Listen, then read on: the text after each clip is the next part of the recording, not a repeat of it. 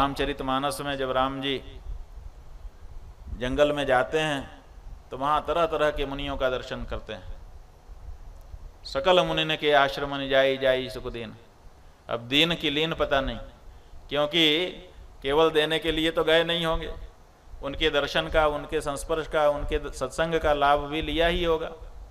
तो भगवान श्री राम सकल मुनियों के आश्रमों में गए और वहाँ वाल्मीकि रामायण में विस्तार से लिखा हुआ है कि वहाँ किस तरह के थे, तरह तरह के खाने वाले।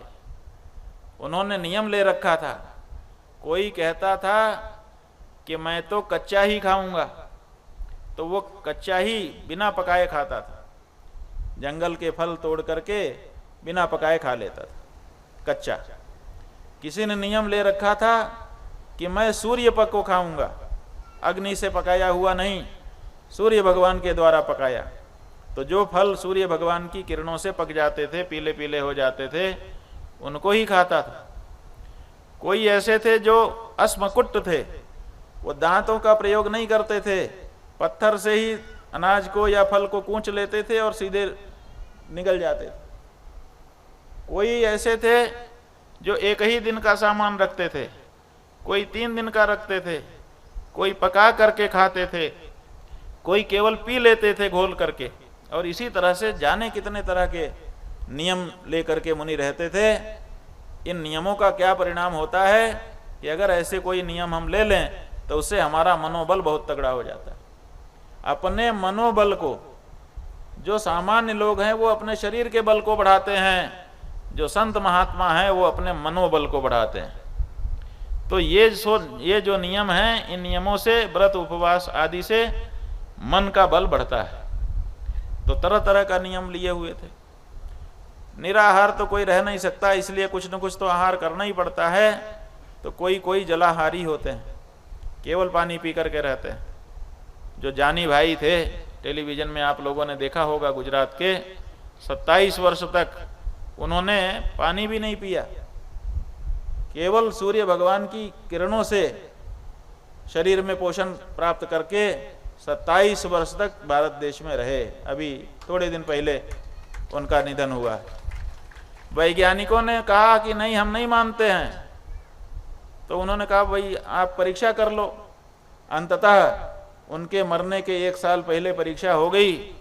17 दिन तक कई सारे कैमरे उनके लगा दिए गए घर में, नहाने में, सोने की जगह में, हर जगह पे। और सब लोगों ने देखा कि 17 दिन तक ना तो उन्होंने पानी पिया, ना तो उन्होंने कुछ खाया, ना तो नहाया, क्योंकि नहाने से भी जो रोम छिद्र हैं, इनसे शरीर के अंदर पानी प्रवेश कर जाता है। तो जब 17 दिन बीत गए तो देश विदेश के जितने वैज्ञानिक आए थे, उन्होंने हार मान ली कि 17 दिन तक कोई व्यक्ति एक बूंद भी पानी उसके शरीर में ना जाए, एक कण भी अन्न का ना जाए, फिर भी जीवित रह जाए, इससे ज्यादा परीक्षा की आवश्यकता नहीं है। अब इतने में ही हमने मान लिया कि हम जो अविश्वास कर रहे थे वो गलत था। सचमुच इन्होंने अपना जीवन उसी तरह का बना रखा है। तो होते हैं कोई, उन्होंने निराहार रहने का संकल्प ले लिया था तो निराहार ही रह गए। कोई जलाहारी होते हैं, केवल जल पी करके रहते हैं।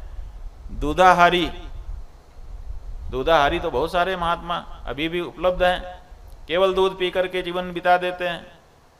कोई फलाहारी होते हैं, वो केवल फल खाते हैं। और कोई शाकाहारी होते हैं, फल भी नहीं खाते, वो केवल शाक खा करके रह जाते हैं। और अन्नाहारी तो सब लोग होते हैं। अन्नाहारी में भी कुछ लोग एक समय ही भोजन करते हैं अन्न का। जो एक समय अन्न भोजन करता है वो भी व्रत में ही माना जाता है, क्योंकि वो जो एक बार खाता है उसको भोजन नहीं माना जाता, उसको पारणा माना जाता है।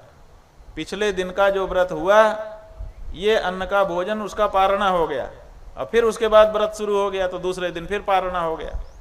तो जो व्यक्ति 24 घंटे में एक बार अन्न स्वीकार करता है, वो भोजन करने वाला धर्म की दृष्टि से नहीं माना जाता, बल्कि वो व्रती ही माना जाता है। तो उसका व्रत निरंतर चलता रहता है। इसलिए सन्यासियों के लिए नियम है कि वो 24 घंटे में अहोरात्र में एक बार अन्न स्वीकार करते हैं, क्योंकि उनका पूरा जीवन ही व्रतमय होता है। कुछ लोग 2 बार भोजन करते हैं, कुछ लोग 3 बार करते हैं, और कुछ लोग तो गिनते ही नहीं। इसमें क्या गिनना है, जब मिले तब खाओ। वैसे हमारे यहाँ चारवाक सिद्धांत है, वो कहते हैं परान्नम दुर्लभम लोके शरीराणि पुनः पुनः। ये संसार में दुर्लभ क्या है और सुलभ क्या है। जो दुर्लभ है उसको पहले प्राप्त कर लेना चाहिए, सुलभ तो जो है वो है ही है। तो वो कहते हैं कि संसार में कोई खिलाए दूसरे का अन्न अगर खाने को मिल रहा हो तो वही दुर्लभ है, क्योंकि कहाँ कोई खिलाता है। अगर कोई खिला रहा हो तो उसको फिर छोड़ना नहीं चाहिए, खा लेना चाहिए। कहा भाई ज़्यादा खाएंगे तो शरीर तो फिर एक चला जाएगा तो दूसरा मिल जाएगा। आप लोग तो पुनर्जन्म की थ्योरी को मानते हैं, एक शरीर छूटेगा तो दूसरा शरीर तुरंत मिल जाएगा। तो शरीर तो मिलना ही मिलना है, गारंटीड है। इसलिए शरीर की क्या परवाह तो केवल दूसरे के द्वारा परोसे गए भोजन की है। परोसा हुआ मिल जाए तो फिर छोड़ना नहीं चाहिए। ऐसे भी लोग हैं तो खाते ही जाते हैं। आप लोगों को अभी कल्पना भी नहीं होगी, संसार में कुछ ऐसे लोग हैं जो खाने को इतना पसंद करते हैं कि खाते ही जाते हैं। आप सोचते होंगे कि कैसे खाते जाएंगे, अरे पेट है, भर जाएगा तब कैसे खाएंगे। हम भी खाना चाहते हैं, लेकिन जब पेट भर जाता है तो अंत में फिर मना करना पड़ता है।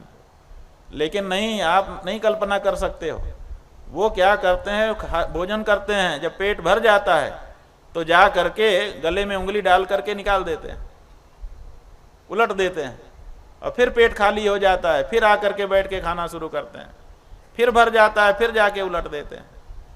ऐसे भी खाने के शौकीन संसार में हैं, बहुत सारी संख्या है इनकी।